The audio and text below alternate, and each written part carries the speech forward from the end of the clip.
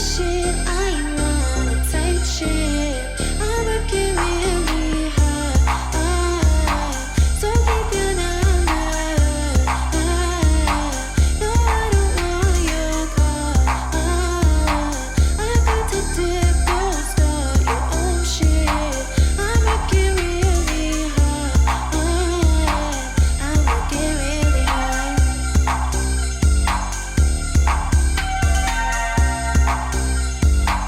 I'm working really hard. I'm working really hard.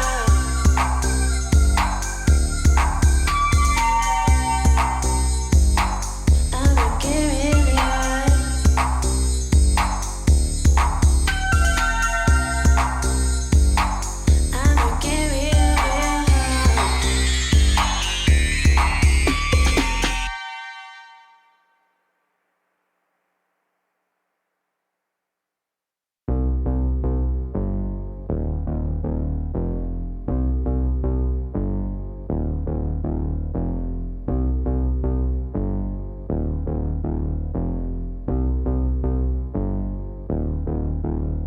I make beats in bed and I don't need nobody else. I make beats in bed and I don't need nobody's help. I don't need your fancy studio, I'll do this shit myself. Make beats in bed and I don't need nobody else, yeah.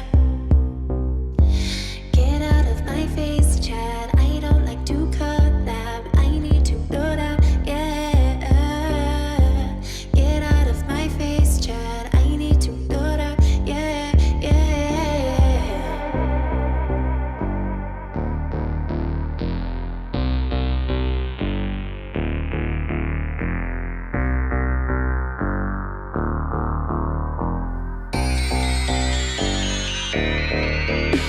I make beats in bed and I don't need nobody else. I make beats in bed and I don't need nobody's help. I don't need your fancy studio, I'll do this shit myself. Make beats in bed and I don't need nobody else, yeah. Get out of my face, Chad. I don't like to collab. I need to load up, yeah.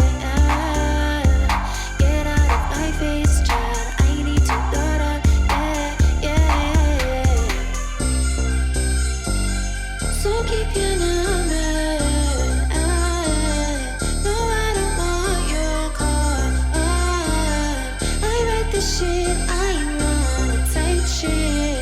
I'm working really hard, so keep your number. No, I don't want your call. I got to dip, don't start your own shit. I'm working really hard. I'm working really hard.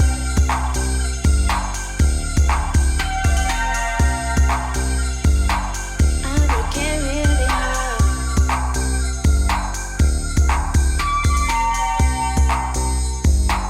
I'm working really hard.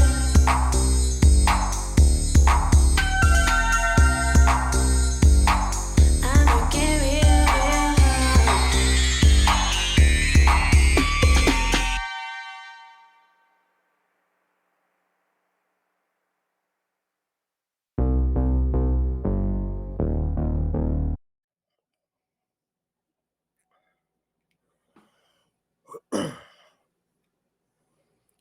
Hey, welcome back. We've been gone for, man, a lot of things have happened since we've been gone. No, it is not my fault. I'm going to blame it on Lou. But whoever's here, thank you for coming. And whoever shows up late, we still love you. As you can see, I got an esteemed panel. I got my guy Franky, I got my guy Lou, and I got the shadow man himself, Mr. I Want to Make Love to You R&B Eternal via 5 Reasons. Y'all say what's up to the people. What's up to the people? What is up? What is up? It's good to be back. Thank you for having me back. Excited to be here. I had to do that. Also, I got my man Brian M in the shadows producing. Brian, say hello to the people. All right. So now that we've gone through the pleasantries, let me just let you know, as I've already told my guys, it is asthma season. So I am going through it. I got a little tea. So hopefully this tea is gonna carry me through all this drama and shade. All right, so we're just gonna jump right into it. First of all, we see what the roster is, and we are excluding G League guys. We're not talking about them right now. We're not thinking about them right now. Looking at the roster we got right now, give me your starting 5 heading into the season. I don't have the exact 5. I got 4 out of the 5 that for sure need to start. It's Okay. obviously Bam and Jimmy. Okay. Nico, I think, is a for sure for me as well. Your man Haywood Highsmith needs to get in that starting lineup as well because they need some kind of perimeter defense. Ooh. And they got to pick one of Terry or Tyler. I don't care who it is. I would rather go Terry because he's more comfortable as the point guard. But for politics reasons, they probably go Tyler. Terry, I think Terry would be more accepting of the bench role. I'm fine with it too. Those numbers, Right. there's Okay. limited minutes on that grouping. Either way, 4 Right. minutes with Terry. I think it's only like 19 minutes with Tyler or something like that. But they're very positive. Small sample size, so it doesn't really matter. But I think you have defense, you have shooting, you have versatility with that grouping, and I think that grouping is the best option they have right now. So, okay, just for position-wise sake, would we be sliding Jimmy up to the 2 and then sliding Haywood in at the 3? Sure. Yeah. Okay. I mean, I'm going to be honest. That's pretty much exactly what I got. I think Tyler at the 1. I think you start Tyler for politic reasons. Also, I think Terry is very open. He said when he first got here to coming off the bench. I would believe he still remains the same way.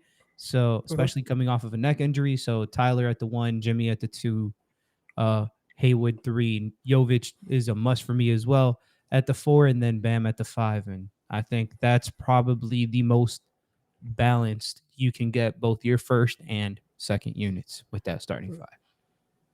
Okay. Okay. Yep. All right. Can y'all hear me? Yeah. Yeah, we got you.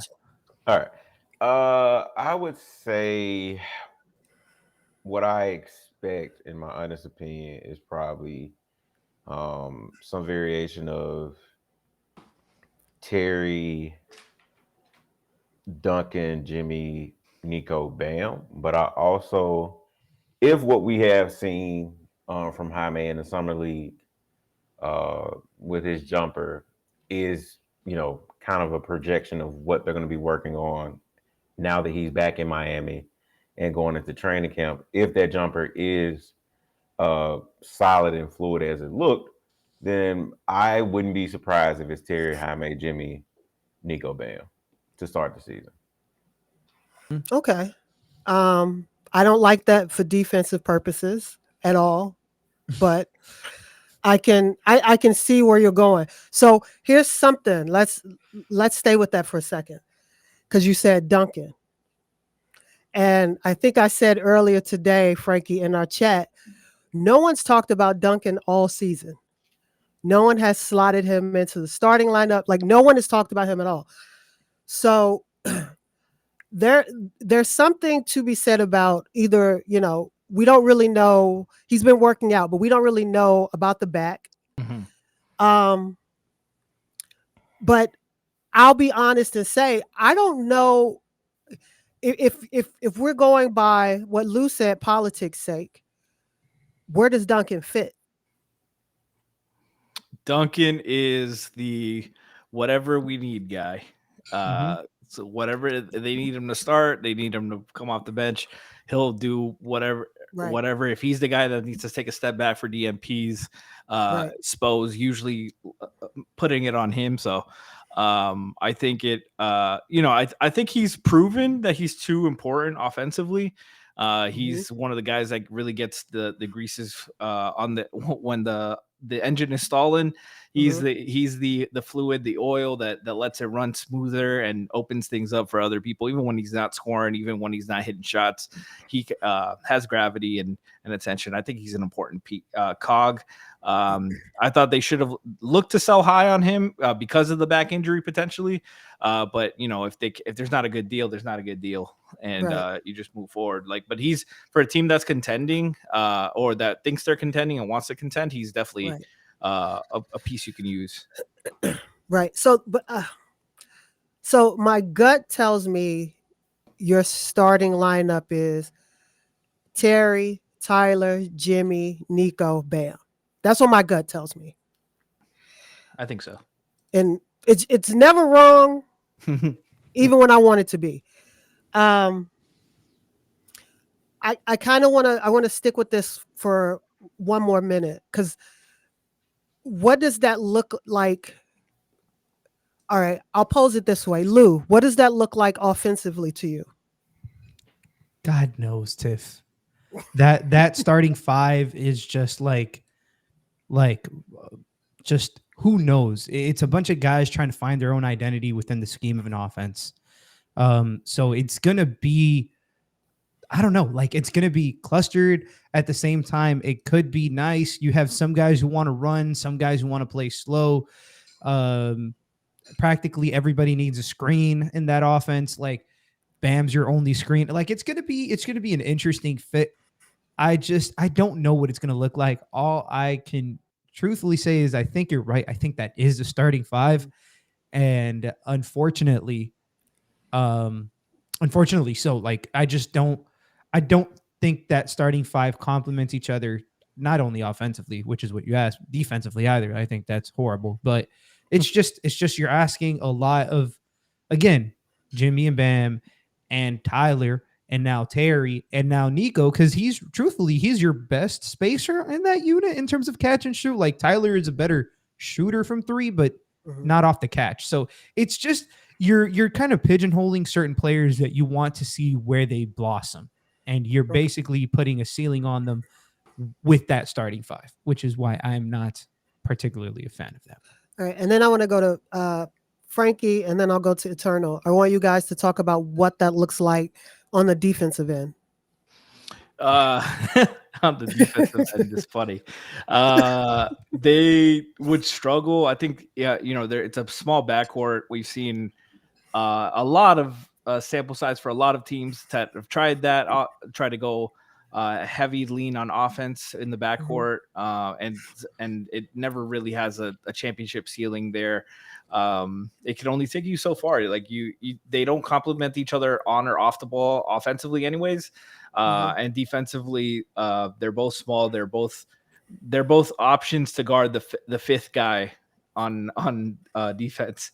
And you have two of those guys. It's really hard to mix and match. Terry has shown in the past that he can do a little bit more defensively because of his length, his size. On that end, and Tyler has definitely improved as well, but still, you still want those guys to both be guarding the fifth guy. Now they got two huntable guys.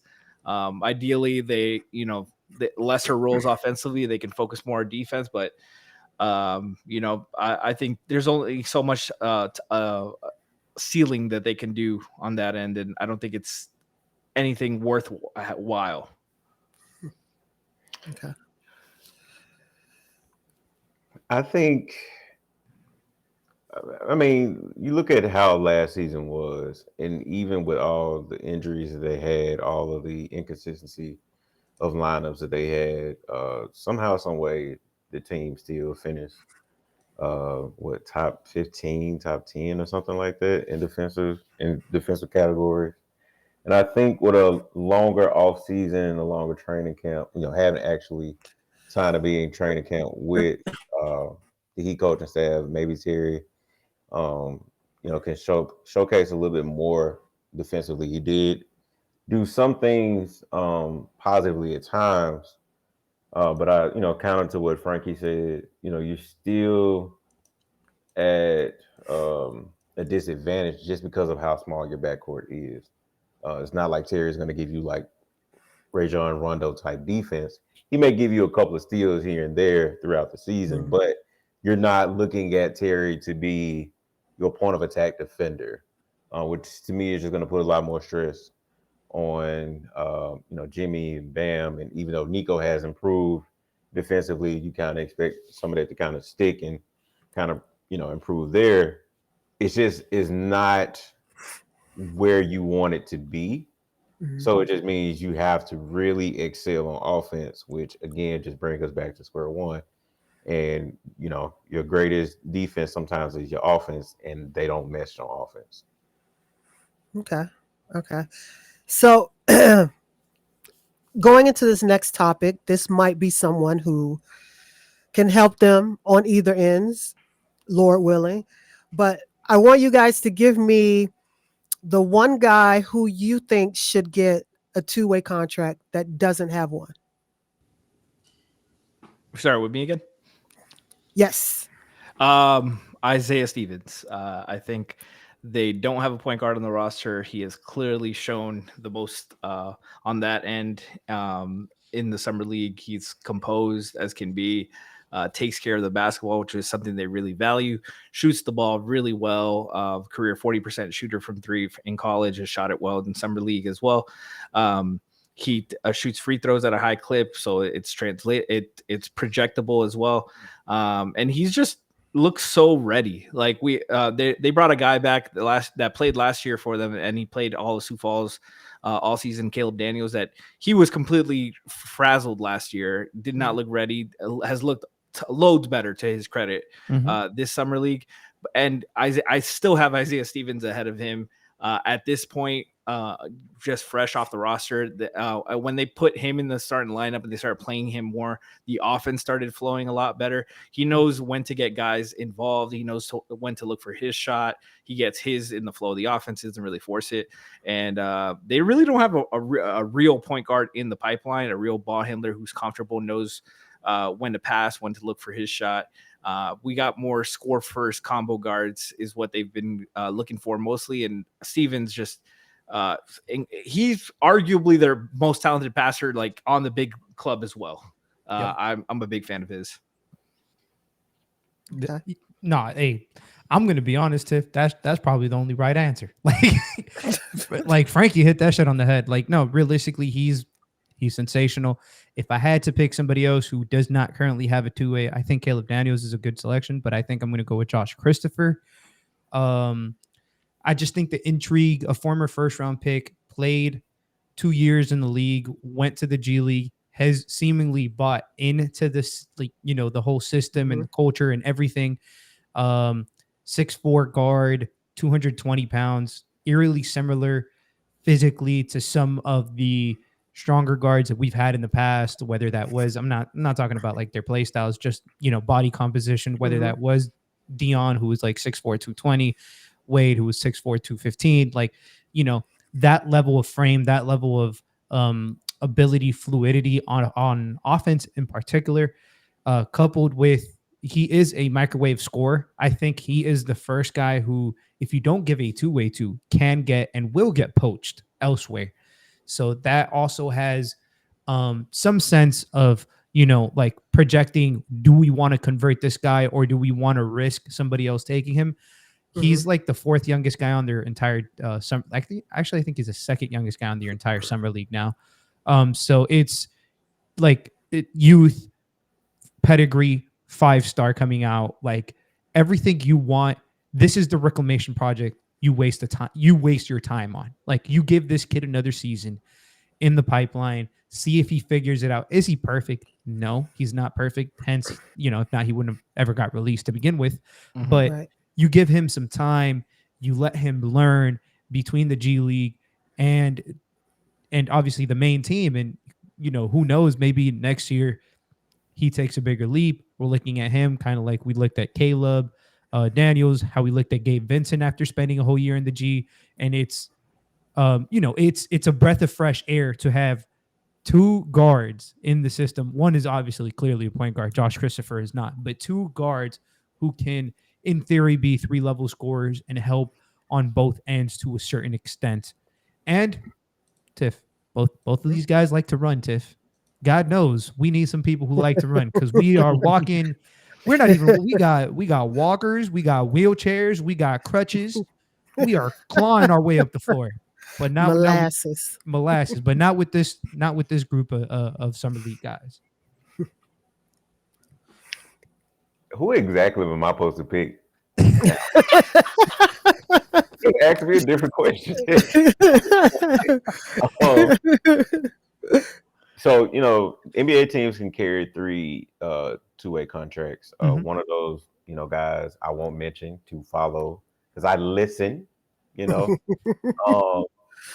so one of those guys we know will probably be converted to a standard mid-January.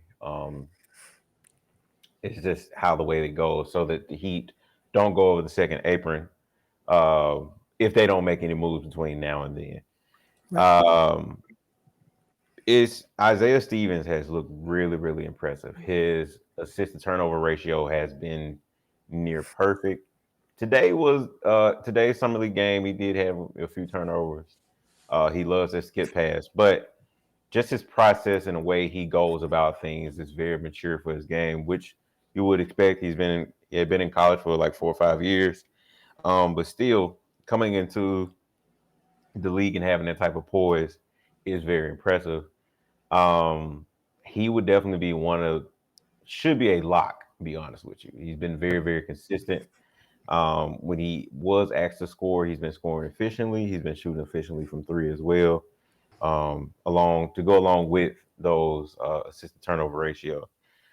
Josh Christopher is just, an exciting young player that if you can mold in the way that he has been speaking about as far as working with the Heat, I think since March, and calling UD in order to be there in Miami. So you see that there is a want and desire to be there.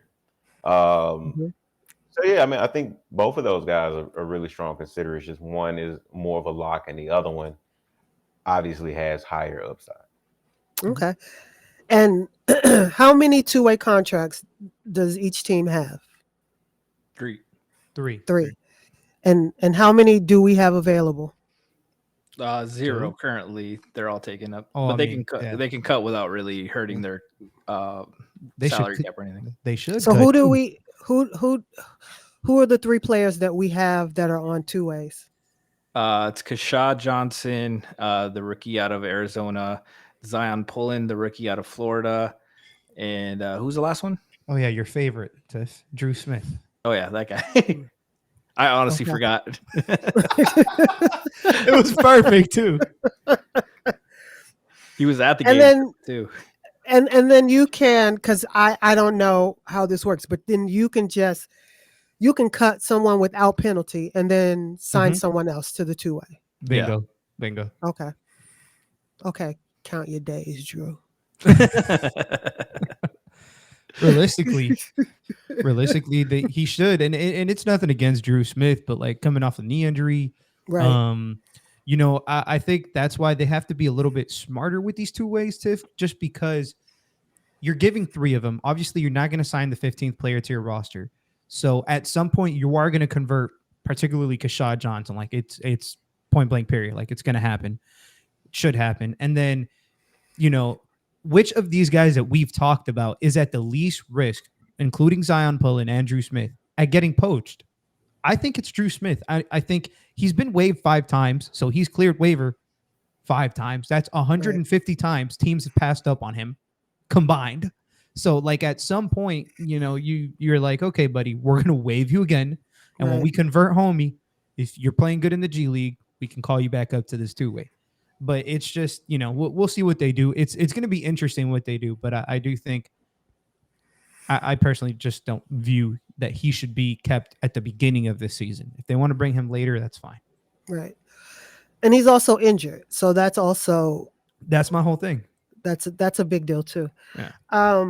Okay, so looking at this roster, taking into consideration all the guys we have, the guys that we have on two-way, what would you do if you were the GM, but also taking into consideration the cap situation? Let Eternal go first this time. Oh yeah, Okay. please, somebody else. Okay. I'm glad you asked that question because um first and foremost, I'm working the channels and just to kind of educate our viewers out there.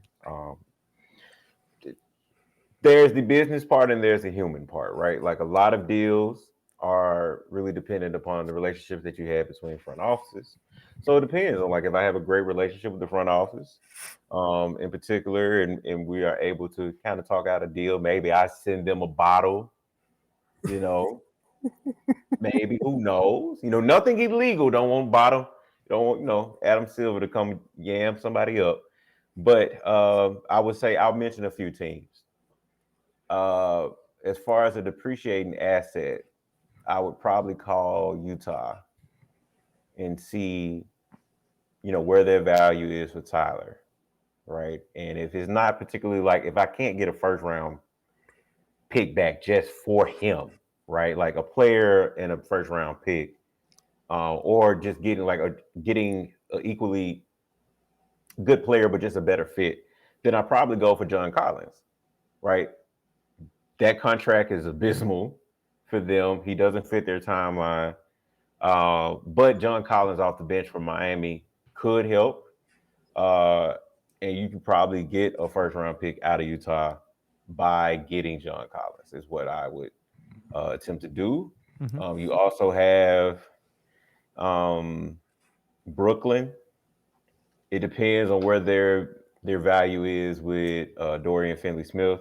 If it is still astronomically out of their goddamn mind, Mhm. which last year they wanted 2 first-round picks for him. Brother, you're not getting that. But you know what I'm saying, Sean Marks, you cool with the Heat front office, baby. It's me, baby. So I feel like we do have a good number of young talent, right? You do have Nico, you do have Jaime, now Kel'el, Pele, Keyshawn, and Isaiah. I can take a risk, right? Because majority of them are all under contract for multiple seasons. I can take a risk and say, hey, how does some second round picks sound to you? Or maybe some pick swaps or whatever, right? Depending on what I get back.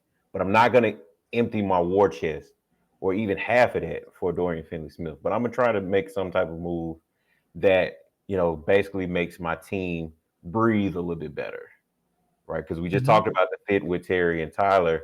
And, even on the home network, I was talking about, I know you said to your gut feeling as far as Tyler, but when you start really digging into what makes sense, Tyler just complicates things, whether he's on a starting lineup or the bench lineup. He complicates things so much. And if you're looking for substantial leap growth for Jaime and Nico, maybe even getting Terry in a better feel. We saw Bam today, get off a little bit. If you want things to kind of mesh a little bit better, you're going to have to get Tyler out of there. And so if you can get somebody else that doesn't necessarily need the ball, but that can provide you some defense and just, sure up your front court, and maybe you can kind of rearrange some things, then I feel like that helps. So that's what I would do as a GM. Okay. Lou? Oh man, what I would do if I was the GM of the Miami Heat. I'm not gonna sugarcoat it, man. First thing I'm doing is I'm going to Jimmy Butler. I'm gonna offer him the 2-year extension. It will not be max because I'm scared. I'm scared of the injuries. I'm scared of the knees. I'm scared of his commitment to the 82 games. I don't question Jimmy Butler in the playoffs. But goddamn it, we got to get there. And I don't know if you've been watching, Tiff. The last 2 years, barely got there. Now, I imagine he's not going to take that well. And I would not. It is a business, but at the end of the day, players' emotions do matter. You are extremely thankful for what that man has done. He has kept you relevant in a time where realistically you shouldn't have been. Like, let's be honest. So with that being said, I would ask him very nicely, very endearingly, Jimmy Butler, give me 3 teams you would like to go to. and I will try my hardest to send him to those teams.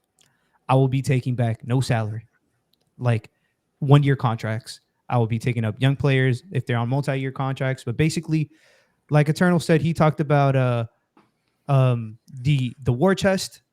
I'm trying to get 3 of those, Tiff. I want all the assets. It's the CBA handicaps you so fucking hard, man. So you have to be a step ahead of everybody, and it's a tough decision. That's why I'm not being harsh about it. I will send him where he wants to go. If he wants to go back home to Houston, that'll probably be better for us. But I digress. But realistically, just try to get the books cleared. If you tell me I can't move Jimmy, again, point still stands. I'm trying to get the books cleared for next year. They can't be going up against the second apron every year and not be a clear contender, in my opinion, which I don't. I think it's reasonable for me to question if they're a clear contender. Am I crazy to think that? Like, No. That's okay, yeah, okay. That's why Thank we're God. all here. Yeah. Because realistically, like, yeah, they went 46 and 36. How much did they improve compared to the rest of the league? Like, like, let's be honest. Like, I don't cut the bullshit. Essentially, like, take a good look in the mirror. I don't think they're where they want to be, even if they're trying to make themselves believe it. But you got to clear the books, man. 3 for 93 for Tyler is not pretty. 2 for 50 for Terry is not pretty. 2 for 40 for Duncan is not pretty, even though it's the prettiest, but it's still not pretty. And in conjunction, all 3 of these together are not pretty. But if you clear one of these, if you clear one of Jimmy's, you load up on assets. We're already missing 2 picks, whether it's 25 and 27 or 26 and 28. It doesn't matter. We're missing 2 picks in the future. Like, people want to go get somebody, go get X player. You got to get ready. You just can't. The older I've gotten, Tiff, I can't just show up to the basketball court and hoop. I got to stretch. You got to get ready. The Miami Heat are trying to go into these trades without stretching. Pat Riley is 80 years old. He's going to blow a hip or something, man. So you got to get the assets ready, because when it is time, when the fit comes to you, you got to be armed and ready to make a legitimate push for said player. But till then, you got to let these young boys cook. That's what I would do. It's on you, Franky. No, I'm 100% with Lou. I think that you pick a direction here. You tell, I'm very pro bringing Jimmy back.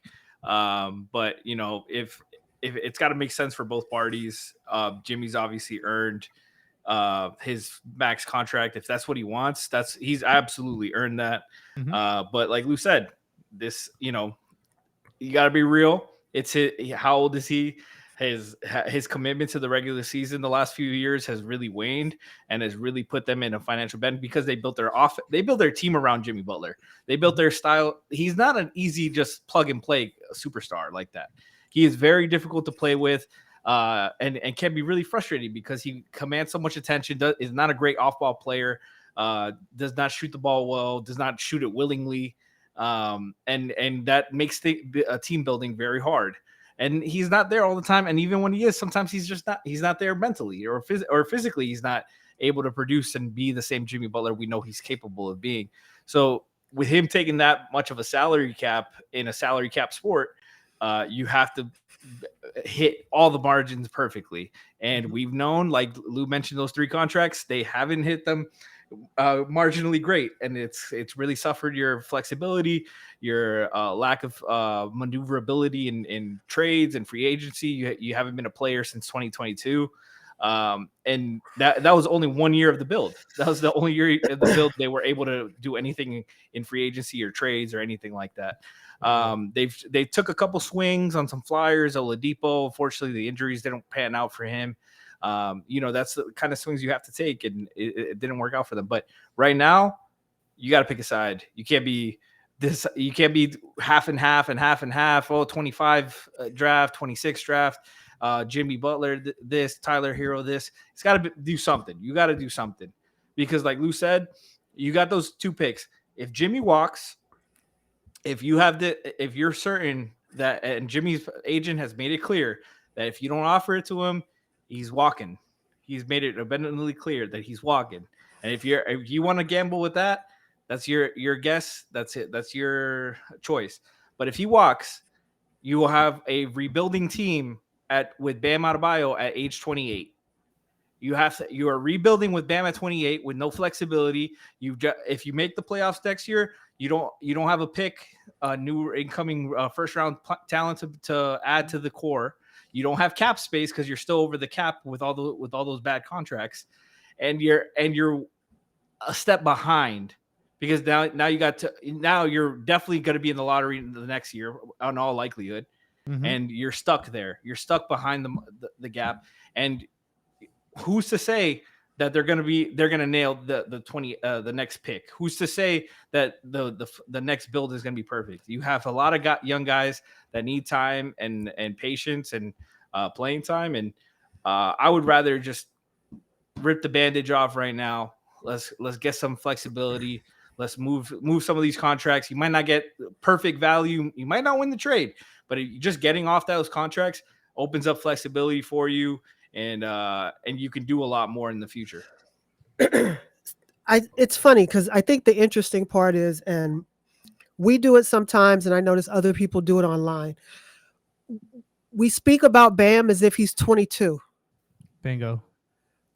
He's not. And his body definitely is 22.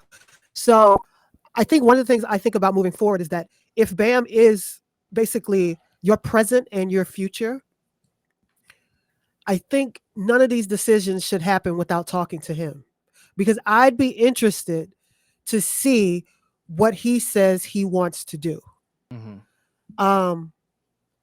Because I think he's also earned that right to have his say as to, he has been dedicated.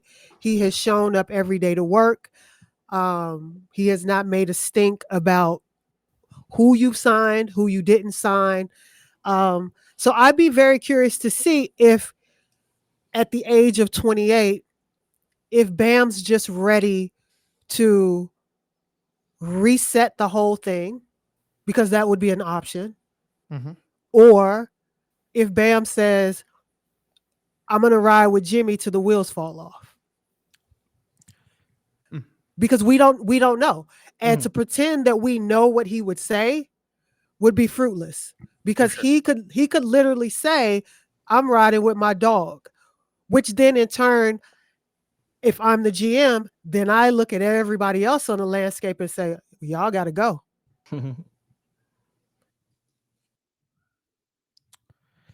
Right? Or because we don't know. We have no idea what Bam really wants to do. We know he wants to be in Miami. He signed the extension. We don't know if he wants to be in Miami for the full extension. Right. And maybe not giving him a say might push him in a different direction. So I would just be curious to see if he would want to reset it, or if he would want to reset it in a sense of it's him and Jimmy, and I need you to fix everything else around us. Tiff, I entirely agree. And this is like something that I feel like never gets talked about, because Jimmy's agent has came out publicly and said, either he signs the extension or he opts out next season.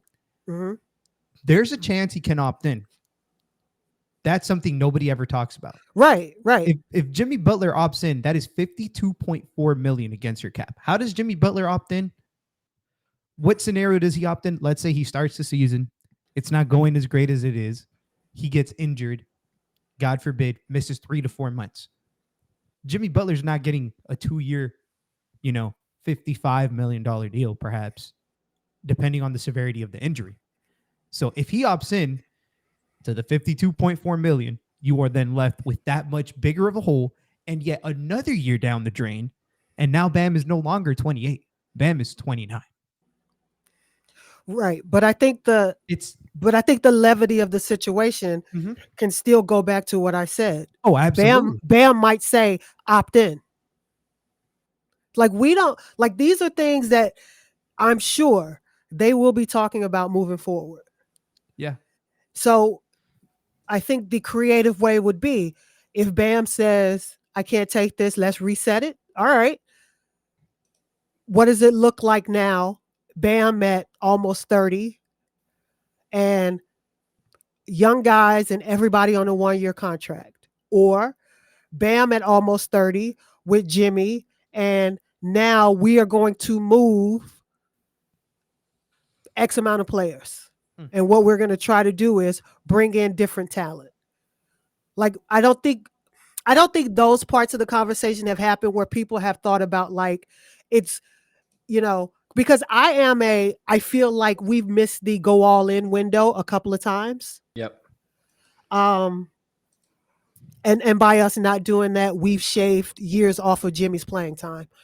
But I also know that locker room is real lonely when it's just you and puppies. So there's a lot of conversation that hasn't been happening about that, and everybody has just kind of made it a pay Jimmy, don't pay Jimmy. There's so many other situations that can happen within the whole realm of that part of the conversation. Eternal, you look like you wanted to say something. I think the man should be paid, but also from what I've heard is that Miami is expecting a motivated Jimmy this season, which it bodes well for them. And if you do see a leap in Bam, obviously you put the three of them together, Jimmy, Bam, and Spo, they're gonna make something happen. And I think with these young guys that they do have, I could see them being at play for anywhere between 4 through 8. The thing I keep coming back to is what makes it really difficult is the on court and off court stuff. Like, these are human beings, right? And you can kind of tell, Tiff, we talked about this the last 2 seasons, where you kind of see where the locker room is kind of burnt out, right? Like, those constant talks of should Tyler be starting, should he come off the bench, and then you have a record of under 500 when they start and finish a game, all three of them together.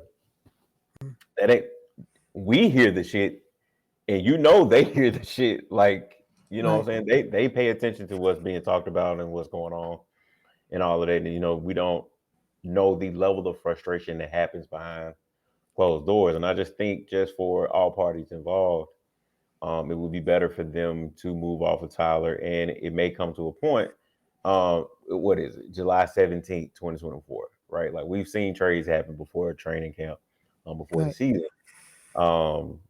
It just may be a thing, especially if you have continued pop from Jaime and some other guys, where you're just like, look, man, it don't matter what we get back. We just need to clear this space so that things can operate a little bit better, so guys can breathe a little better, and you have a breath of new, fresh air. And so I that's something to me that is probably going to come into play. Okay. Franky, you got anything to add on this before I move on? No, I'm with that. Like, if at the bare minimum, if you just flip Tyler just to get a new voice in the room, new even if on a similar contract, similar player, like, just to switch it up a little bit, I'm perfectly fine with that too. Like Eternal said, like, at some point they're gonna get tired. They've got to be tired of this, and just trying to reshuffle the decks around them when at some point you got to realize it doesn't work. It's not work. The build just doesn't complement each other. Like you have, if you have to have a perfect fit around the three for it to work, it doesn't work. No, I don't. Right. Bingo. Can I ask you a question? Can I ask y'all a question? No. Sure. Yes. Lou, Franky, what person around the league would you be okay trading Tyler for? Like, it don't have to be a star. Just like, hey, right. Bro. You said the John Collins thing and like pieces. Like, I'm fine with that. Yeah. I'm fine with like a couple young players at better contracts. I was just looking around the league for like big contracts. The Nets have some big expirings that I wouldn't mind. I think the Jazz, like you mentioned, they have cap space. They could almost just absorb him for like a cheap player. And I just like that flexibility of having somebody with more two-way potential. It doesn't have to be like I'm not looking for equal value, like per se, like as a type player. Like Tyler's a good player. Like I don't want people to get it twisted. I think Tyler's a good player. I just don't think it's a good fit. And I would take a John Collins and pieces for it kind of trade. I would have taken a first round pick and an expiring for him and call it a day, just because his contract and his availability is the biggest issue with him. And as far as it's not a clean fit. Right. I think like I agree with that because that sets you up for moving forward. Whether you have Jimmy or not, Right. that sets you up for moving forward as far as you have picks, you have a little cap space, and you probably can do something, whether you have, if Jimmy stays or not. But I agree. Like you've run this iteration of this three into the ground, and it doesn't work when they start or finish, and we've established that. But I think the more telling of the sign is excluding the bubble, the other successful runs, and I mean to the Eastern Conference and to the finals, Tyler wasn't there. So at some point, we know what he brings can be approximated by one person or two other people. And I think it's okay to admit it didn't work, because I feel like we're kind of at a stalemate where no one wants to leave the party, even though the party's over. Like, Yep. I feel like closing time is playing in the background. The lights are on, and we're all just standing and looking at each other. And What you about to we're get waiting. into? Right. But nobody's moving, and we're waiting for the first person to just walk out the door. Yeah. But It's go that ahead. sorry, Tim. It's that high school couple that's still together, and they're like they're arguing all the damn time. You're like, everybody Right. else in the friend group is like, yo, break up already. God Right. damn it. Yep. Right. But it's a situation where he is uber talented. Like, that's the one thing you don't want to take away, is that he's a talented young man. But sometimes, and we've seen it the last couple of years, the lesser of the talented person has been able to fill the role that's needed. Mhm. So I don't know. I think just some names, Eternal, Mhm. that I would be interested in perhaps pursuing if it was Tyler's contract that needed to be moved and you were still trying to do something of the sorts. I think somebody like Keldon Johnson and Trey Jones. Okay. You know, obviously you're probably gonna have to like do something else there for them to like accept that deal, but getting somebody young back, them getting a shooter, something like that. I'd even be comfortable with Kyle Kuzma. I don't know how everybody feels about Kuzma. I personally think his contract it's a descending contract, just like Keldon Johnson's. So you're going to be shedding about $7 million now, but about $10 million in next year, and like around 10 the next year too. So it's you're clearing cap. You're getting a player with functional size in both cases. You're clearing cap and getting a player with functional size. Obviously, Keldon Johnson is younger. Something like that to increase, to just like you said, get somebody new in the room. Maybe you don't need to. Maybe you just need to reshuffle the decks. Maybe you need to tear down the whole. Like maybe you need to put a whole new floor. Honestly, but something needs to get done because the foundation is old and wearing out. I agree. And speaking of foundation being worn out, we got to address something, because everyone was startled at the fact that Thomas Bryant is coming back. Then we were baffled at the comment that Terry was our free agency signing. So let's address this, and let's talk about how do you guys address this, because this is really the uncomfortable truth, that what we didn't expect happened. What we didn't expect to hear was said. So how do we address that? I'm gonna come to you, Lou. Uh, I mean, how do I feel about them saying Terry was their free agent move? They're trying to save face. Um, they knew the moment they traded for Terry Rozier that there was no move to be made in free agency unless it was involving a trade. And according to the reports today, Tyler is not getting traded. He's not getting shopped. So unless it's Jimmy, it's nobody else. Like realistically, I think they're open to trading Duncan, but I think out of the 3 tradable contracts, him, Terry, and Tyler, I think he's probably the safest guy. So I think that Terry news being our free agent was them just trying to save face. Honestly, it's their way of trying to build confidence with the players and let them know that they still believe in them and that all the political shit that you want to hear, I guess, or that they have to say so they don't say that they fucked up. But to a certain point, they fucked up. Like even Thomas Bryant coming back, like the reason they gave him the contract was because he was going to opt in anyways. And they told him, like, look, man, can you at least opt out and opt in so you can save us $1 million?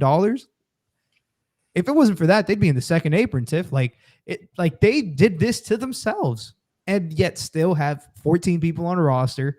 Like at a certain point, with holes. And a roster with holes. They only have 1 point guard on this roster. It's Terry Rozier. And fucking newsflash, he's not a fucking point guard. Like he is a score first guard. He's not a table setter. They have 0 table setters. The table's messy. The water's everywhere. The floor is bad. The roof has fallen down, and the man running the ship is 80 years old and should retire. At a certain point, you need a breath of fresh air. And then in the one corner, you have that trophy, and you know who that trophy is? Bam Adebayo. And like the participation trophies, just a bunch of all the kids, man. Like they need. It's a failure of an offseason, not because of what they did this offseason. It's a buildup of everything that they have done that has led them to this point today. They got food but no table. Exactly. They got ingredients, but they can't make anything. They got food but no table. They got ham but no burger. They had the cake mix but no oven. Like just. They got rice, but they're no rice cooker. The pot is rusted. It's just at a certain point you gotta find a way to get these appliances. But they don't got the money for it. I see you got the smirk. As far as how I feel about the statement that Andy Ellisberg made on Sirius Radio XM. When he talked about they knew that there were going to be some limitations as far as free agency goes by trading for Terry. And at that time, they traded for Terry kind of as a half measure, which was, it was going to cost you 2 first-round picks to get DeJounte Murray. Terry was going to cost you, at that time that they traded for him, because of how he had played up to that point in the season, it was going to cost you a first-round pick in order to go get him out of Charlotte. Which they didn't. Nobody saw the Terry injury happening, and kind of the fit when he came. I remember talking to the staff and all the people around. They wanted Terry to be Terry, but Terry came in buying into doing whatever the fuck they needed him to do, which is when they needed, like, bro, we need you to score and kind of do similar things just within our process, what you did in Charlotte. So that to me kind of made things a little bit muddy. Same way that happened with Vic when they traded for Vic. Vic gets hurt, right? So that kind of throws off how you could game plan things. Like, oh, well, they played well, but this isn't the next step that we need, right? So we traded for you. It took a minute. Then you got going. Then you got hurt. Some of those things, right? So to me, it signals that our hands are really not tied like completely together, but the move that you make has to be very fucking smart, like Lou said, because they should have traded Tyler after the 22 season, right? And they should have moved Kyle probably before last season. You could have done the Terry trade before. You're like, okay, we didn't get Dame, we didn't get Drew. You could have done the Terry trade at that moment. You know what I'm saying? It just got Kyle out of there. And it probably wouldn't have cost you a first round pick. Because at that time, Terry's value wasn't what it had become. So, but there's just looking at it now, of course they're not gonna, and I know what Lou is referring to as far as the whole Tyler thing. What we do know is how Miami operates is they don't make anybody, they don't shop anybody, just out of respect for their players, and they don't, as they try to keep things politically correct or try to manage their locker room, they don't shop their guys. Now, what will happen is they will make guys available if teams call and they talk to some guys and they go over conversations like that. From what I heard, that has happened, but trade talks have gone cold, right? So, but no, they're not going to actively call around and shop guys. That's just not how they do business. But yeah, it is like Tiff said, man. It's an uncomfortable truth. You're very limited in the moves that you can make because you did have cap flexibility. So you weren't able to sign some guys. I mean, we just saw Gary Trent Jr. Was that today or yesterday? Yesterday. Yesterday, go to the Bucks for a minimum. And I am of the belief that Thomas Bryant signing, was a you scratch my back, I scratch your back kind of thing, right? Bingo. Because they did, because they gave him a player option, they didn't have a Right. damn choice in the damn way, right? So, Right. I don't necessarily again, just going back, if they're not shopping guys around, Miami isn't the type of organization to do any type of dirty, shady work. If we already agreed upon, if you opt out, I'm gonna sign you back. They weren't going to not do that. Yep. You know what I'm saying? Because then you ruin the human element of it, which it took you years to rebuild after the whole Wade thing. So I mean, and agents talking yada yada yada without going on that tangent. But their hands are tied, which is why the only option that they have is to make trades, which the market is kind of cold right now. But hopefully for them, it heats back up, no pun intended, around training camp. Bingo. Francois. But they also think like eternal. Like I'm not. I'm just addressing what you said. Like 100%. Like you're right. They do things a certain way, but they haven't adjusted to the way things are done now. They still think that you can get Shaq for no first round picks or one first round pick. Like you can't do that. That's not how the trades are done nowadays. And they keep, further sinking value into this like they keep changing the tires on this old 1998 Honda Accord. It's still running. It's got value, but it's you can only go so far with it. You got to at some point you got to replace the whole thing, and they're trying to do patchwork. I got new seat covers, but I need new seats. And that's what they keep doing with the undrafted guys. They find guys with great value and around the margins. They keep doing stuff like that, but like at some point they have to adjust their ways to adding talent and they never draft high enough to get that elite MVP kind of player. If you're gambling at this level to get an MVP level player at 15, like you're never going to do it. It happens. Giannis, Kawhi, that it happens like once a decade, and you don't want to be that team that's betting on that consistently. They don't hoard assets when they're bad because they want to compete, and they're too proud to do so. So when they're good, they got nothing to compete with. They got nothing to compete with in trades. And when you're a good team, your salary cap is going to be against it, so you can't sign free agents. So how are they going to do it? What is their plan? Their plan is always, we'll wait for a disgruntled player. That's what they always say. They're disgruntled player. Somebody's going to ask out. They never have enough to get that player. And that's where, like you mentioned Tyler in after 22. Absolutely. I agree with that. They also supposedly had Tyler available for a flip for a third team for 2 picks last year. That's what they were claiming Portland they could do for the Portland trade for Dame. Why didn't they just damn take that? Because that's not the way they do things.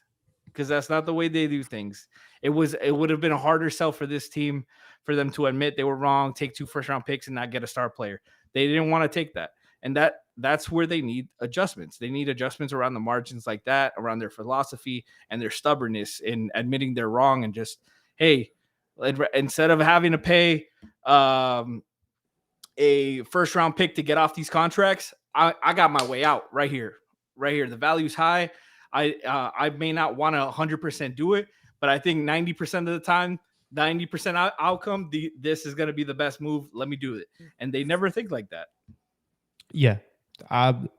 Franky, I think you hit it on the head. And just to take a step back, this is called uncomfortable truths. So this is as truthful as this is as honest as we've been, all whether you want to hear it or not. The best thing the Miami Heat front office has done since 2015, when Spoelstra was given realm of his assistant coaches of the player development, has been just that, Tiff. It has been drafting. It has been developing. Yet they've never poured into that because they've always been star hunting. At some point, in particular with this new CBA that is pushing teams towards the draft more than ever, do what you're fucking good at. Do what you're good at. The Miami Heat are legitimately one of the best drafting teams in all of basketball. Why does nobody talk about them? Because they never do it. They trade those picks before they take them. They trade those lottery tickets before they file them in. They turn in those poker chips before they get to cash them out and play the hand with them. So at some point, you got to take a look and you got to just get more of these, because there is a reason they're still relevant now. It's because of these picks. They're relevant now because of 2017 getting Bam Adebayo. Then obviously getting Tyler in 2019 at 13 was crazy too. Like it's helped you. It's propelled you. Getting Bam in 17, getting Tyler in 19 helped you reach a finals. Getting Jaime, you saw what he did. Getting Jovic, you're developing him as well, along with the myriad of undrafted guys, along with the Duncans, along with the Struces, along with the Gabe Vincents, along with the Hassan Whitesides, along with the Tyler Johnsons. It's getting old, but some of these players, along with the Caleb Martins, along with the Haywood Highsmiths, I can keep going. This is what they're good at, Tiff. Yet they never buy into that because philosophy. Is Lou going in and out for you guys too? Oh, I'm sorry, but just because I think Mike was moving. Oh, my bad. Just but philosophically, this is not who they are deep down in their core, but it's who they need to become if they want to build a sustainable future. They're doing patchwork, like Franky said, like Eternal was saying. They've been doing a lot of patchwork. At some point, rip the patches off and build a sustainable future. You got to start brick by brick, though. But better now than in 2 years when Bam is 30 years old. So I think, though, if we correct me if I'm wrong, if they had traded 2 first-round picks, that would have been this year Pickwick, right? You're talking about for Tyler? Nah, if they didn't go the Terry route, but the DeJounte route or somebody else, if they had traded 2 first, would it have been this year? I think it would have been 29 or 30. So it wouldn't have been this year's pick. Okay, all right. Because 25 and 26 were already off the table because they had 25 to OKC. Because they pushed that back again in another deal. But I digress. I think. Oh, go ahead, too. No, go ahead, because I want to close on this. I was just gonna say, to Lou's point, I think they are valuing their first round picks a little bit more because of how Adam Simon and the scouting team has done. I agree. As far as getting guys. I mean, and if you look at any of our tweets over the last 3 or 4 seasons, it's been about getting some young guys in the house, and if they've done this with the undrafted guys, what can they do with some drafted guys? And I mean, if you look at what they did with Nico, that pick, everybody thought that they were going to pick a ready to come in and play now guy. And so their picks have been a little bit different. And this was the year that they had a second round pick along with a first round pick. And I think, having Nico and Jaime and Khalil and Paleo, and now, Keyshawn, you have that young stable of talent that you can, kind of put some work into. But I do agree with this. You need to make a choice. So you're either trading Tyler to kind of clear up the space in the locker room and kind of make some things flow and work better, or you're trying to trade Jimmy, which for any indication they have said they're not trying to trade him. Jimmy doesn't want to leave and those things. So you only have one choice. I mean, you got more choices than that. Could have went with my choice and never traded for Terry. Never gave up your first round pick. Finished the season with Kyle Lowry because we saw where the season was going. You still have your pick. You'd have cap space. What I would have did.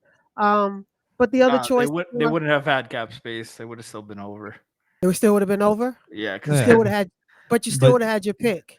you Yeah, would would but- have been under the first apron. but so they you would have had, also- you would have had full mid level and Right. Well, so more you'd have flexibility in trades. more flexibility. Okay. And we'd have Caleb Martin, because if they had more flexibility, God knows how much money Yeah, they and would then gave him. but then he would have 5 years and 5 years. I'll stop. But I also think, okay, just to kind of put a pin in it, we've got these young guys in house that we think some of them can do something. You can't be afraid to think, why would we hold on to Tyler and Terry? They shouldn't. Because if you're telling me that Jaime might be turning the corner, Jaime needs minutes. And that's at either position, right?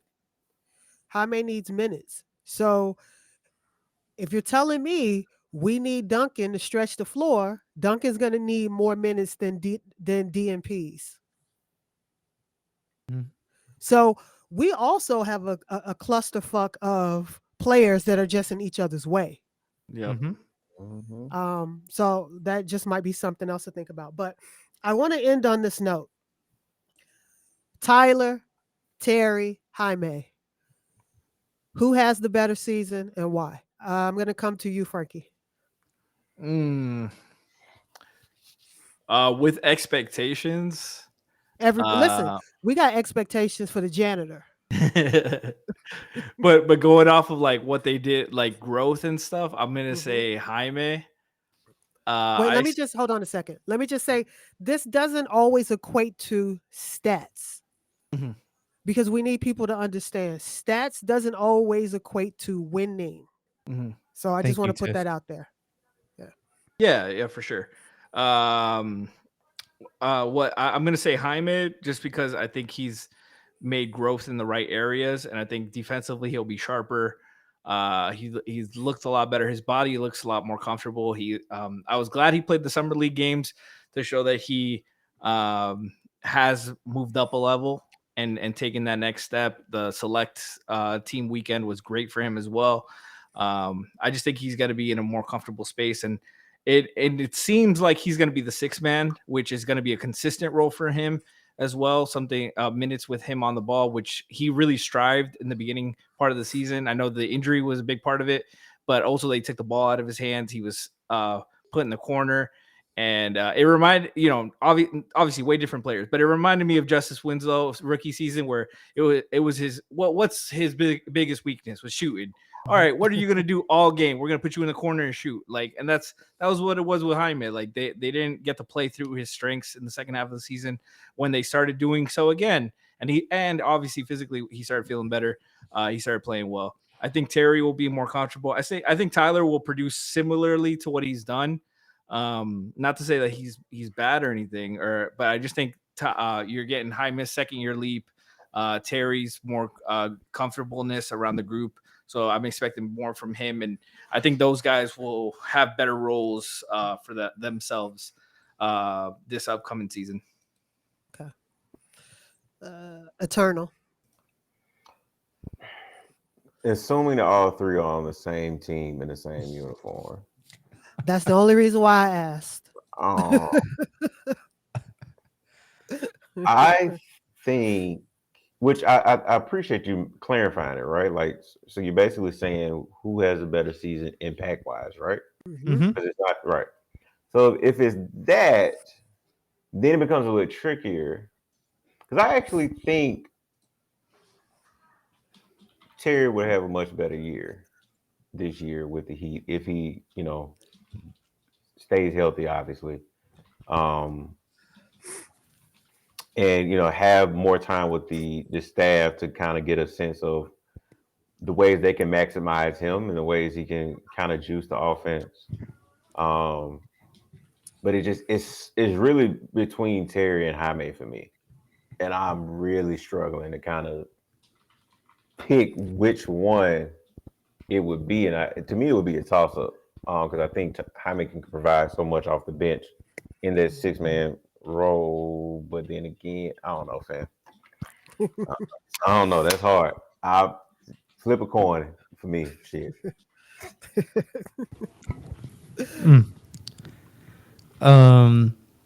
You know, I think it's Jaime too. Realistically, the key word here is impact. Like Tyler is gonna have the most stats just because his play style, the way he The I want to say usage, the shot attempts. yeah, I don't want to say chucks, but like the way he shoots, how willing of a shooter he is the best way I can put that. But sometimes impact wise, like it's got to be Jaime. It's got to be Jaime. At least I want it to be Jaime personally, because that means you're taking a step in the right direction. And I think Right. what Jaime has showed us, what we have heard, from 5 Reasons, saying, from the coaches at the Olympics, that it was him and Cooper Flag who, capture the flag, hashtag shout out Moose. But like if all these things are real, then we should see it, and I think we will see it this year on the court. So it's just Right. a matter of how many people they can get that don't get in Jaime's way, because we know, the second game he hit 3 3-pointers, 2 off the dribble, 1 in transition, probably the quickest 3 I've ever seen him take throughout his stint here, even at UCLA. So it was impressive. However, the first game, it was all about the rim. It was, and this team doesn't have a lot of spacing around him, Tiff. They don't play at the pace that he likes to play with. So it's going to be an adjustment. However, I think it is completely dependent on who they want to feature and how they want to feature them, because they do have to play to some of Jaime's strength. I hope they do, because I do think he's going to be the most impactful guy. He's shown an ability to score at all 3 levels, or realistically to score at the most important level, which is in the paint. Like he can get there when he wants to, and he can score as he wants to in there. But showing the mid post stuff he did last year, showing the 3-pointer he displayed at one game. I know it's a 1 game sample size, but I'm pretty sure like he said it. I want to work on my shot and my defense. So he's and he's alert of what he has to do to take the next step. If he can do all of these things, in a 6-man role, because I think realistically that's going to be what's going to be for him. I don't think he's going to be starting, even if he is more impactful than some of the starters. The freedom of that role should then, in theory, allow him to impact the game more than Tyler and Terry, especially if, like you said, and like I believe as well, they start together. I think their impact will then even be brought down to another level if they play alongside each other.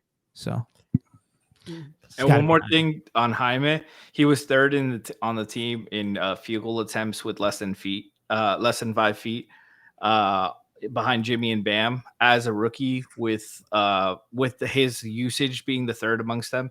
And I still think he'll have the fewest usage amongst Terry and Tyler. But I think he'll improve on that and have more drives. And that's really important for a team that was starving for rim pressure. Okay. I think it'll be Terry, but 100% should be Jaime. Um, and to be blunt, if it's not, they have a problem. And then that means they have a problem with either the way they're using him or the way his faux development has gone. And I say faux because that means it capped off somewhere. Um, so it's going to be, I think it's going to be interesting because it definitely because we keep saying that he is playing behind Jimmy. He doesn't have to play behind Jimmy.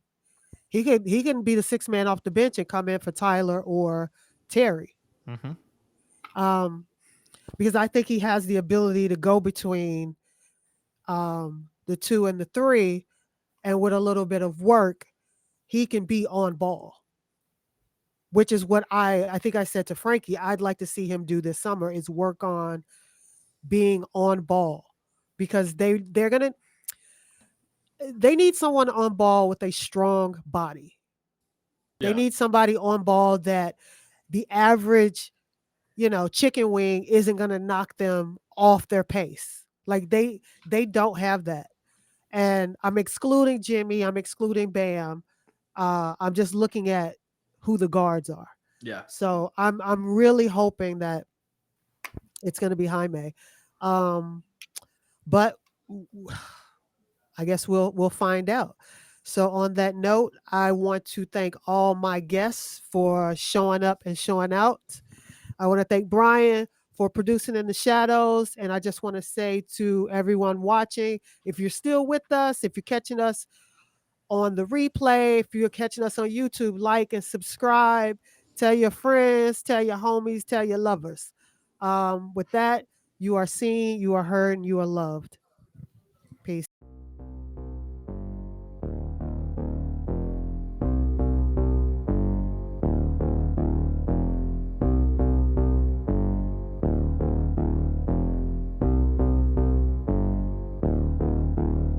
I make beats in bed and I don't need nobody else. I make beats in bed and I don't need nobody's help. I don't need your fancy studio, I'll do this shit myself.